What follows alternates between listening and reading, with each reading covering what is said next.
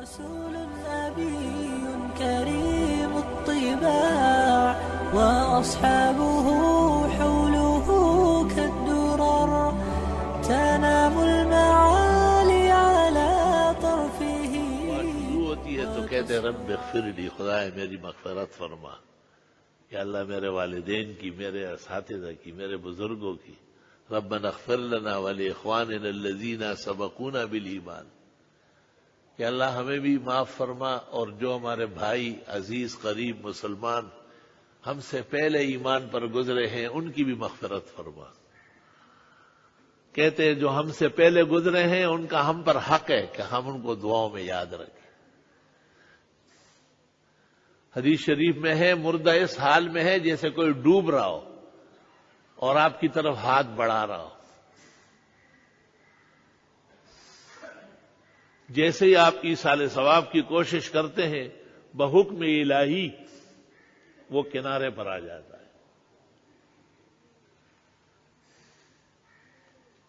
میں نے خود ایک محترم مکرم خاتون کے ایصال ثواب کے لیے بڑی کوشش کی. یہ زندگی بھی عجائب کا مجموعہ ہے. اپنے علم اور دانش کے مطابق تمام تدابیر ختم کی لیکن بظاہر ان کو کوئی فائدہ نہیں ہوا. پھر اور جن کو میں رساں علماء سمجھتا تھا کہ وہ امور آخرت اور علم کے دقائق جانتے ہیں، ان سے میں پوچھتا تھا کہ یار کسی مردے کو دیکھنے کا کیا طریقہ ہے؟ تو لوگ جو مر جاتے ہیں ان کو بالکل بھول جاتے ہیں. اور ایک آدمی نے مجھے ایسا دکھایا کہ یہ میرے باپ کی قبر ہے. میں نے کہا ویسے صحیح باپ تھا ایسے ٹکو باپ تھا؟ اس نے کہا نہیں باپ تھا. میں نے کہا تو آپ کے ذمہ فرض نہیں ہے کہ تھوڑا سا رک کے اور کچھ نہیں سورہ فاتحہ پڑھ کے بخشے؟ حلالی اولاد اس طرح ہوتی ہے. مجھے دکھ ہو رہا ہے کہ یہ مغفرت کی دعا کے بغیر یہاں سے اب جا رہا ہے. اتنا سخت دل ہونا مومن کی شان نہیں ہے. بخاری اور مسلم میں ہے کہ پیغمبر سے صحابہ نے پوچھا کبھی کبھی ہم گزرتے ہیں مسلمانوں کی قبریں آ جاتی ہے، آپ نے فرمایا قولوا السلام علیکم یا اہل القبور یغفر اللہ لنا ولکم نسأل اللہ لنا ولکم العافیہ انتم سلفنا ونحن بالاثر. سلام کر لو، دعائیں مغفرت کر لو، عافیت مانگو اپنے لیے بھی ان کے لیے بھی، اور ان کو تسلی دو کہ آپ گئے ہیں اور اب پیچھے آ رہا ہے. ہمیشہ رہنے والی بس ایک اللہ کی ذات ہے.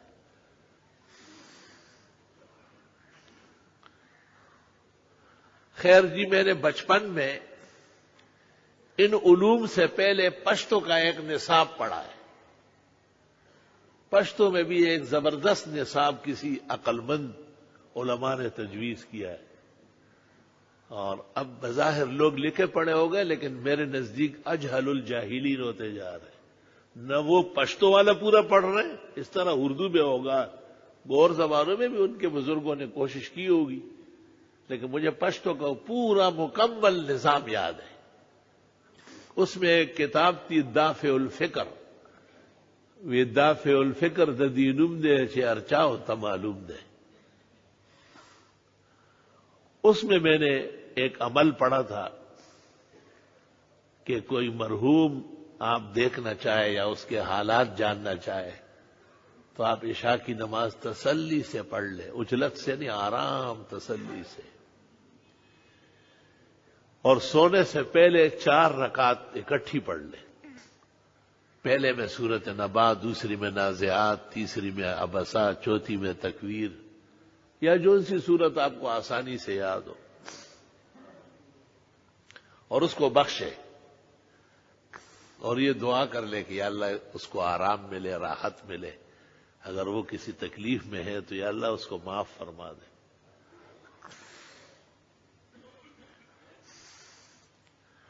میں نے اس پر عمل شروع کر لی. میرے خیال سے 2 ہفتے یا 3 ہفتے گزرے ہوں گے کہ اس مرحومہ کو میں نے خواب میں دیکھا، اور وہ بالکل ایسی لرز رہی ہے جیسے سخت ٹھنڈ کے موسم میں کوئی پانی سے نکلا ہو، اور بتایا کہ میں آخرت کے سمندر میں ڈوب گئی تھی. کشتی خداوند تعالیٰ کی طرف سے ملائک چلا رہے تھے اور ہر جگہ پورا باہر کو ڈھونڈا. اب یہ آپ نے جو عشاء کے بعد نفل بخشنا شروع کیا ہے تو اس میں مل گئی ان کو. اب میں خواب میں ان کو دیکھ کے میں زار و قطار رو رہا ہوں بہت زیادہ کہ بھئی یہ تو بہت سردی. اس نے کہا نہیں اب یہ سردی ختم ہو جائے گی، حکم ہوا ہے کہ دوبارہ اس کو نہ ڈبو.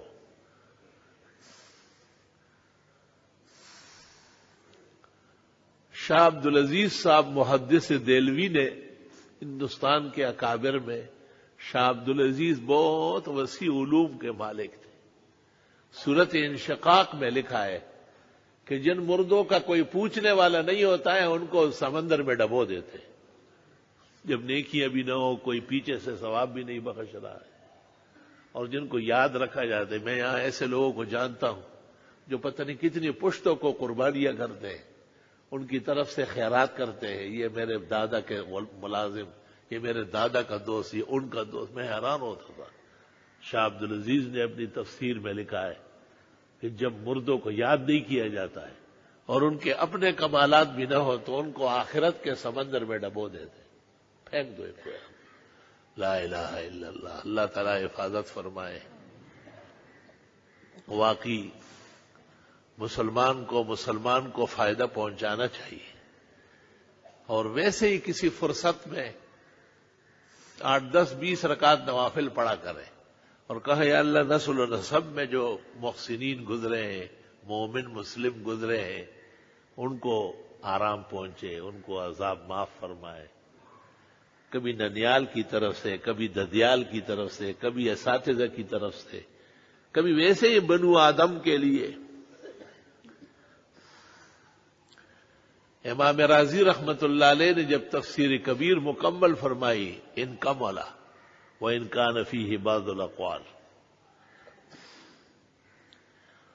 تو جو انہوں نے جو دعا فرمائی اس میں یہ کہا ہے کہ یا اللہ جن کا کوئی نہیں ہے اور دنیا سے گزر چکے ہیں، میں اپنی اس تفسیر کو ان کے لیے صدقہ جاریہ بنانا چاہتا ہوں.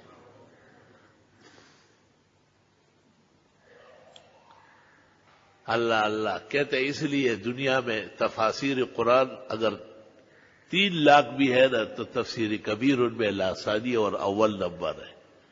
اللہ نے ان کو ایسی مقبولیت اور جامعیت عطا فرمائی.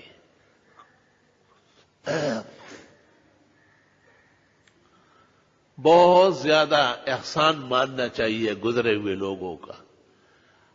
اور ہمارے تو چند کلمات ہوتے ہیں کہ اللہ ہماری یہ دعا، ہماری یہ جمعے کی نشست، ہمارے بھائیوں کا یہ وعظ سننا، یہ گزرے ہوئے بزرگوں کے حق میں ایصال ثواب کے طور پر قبول فرما.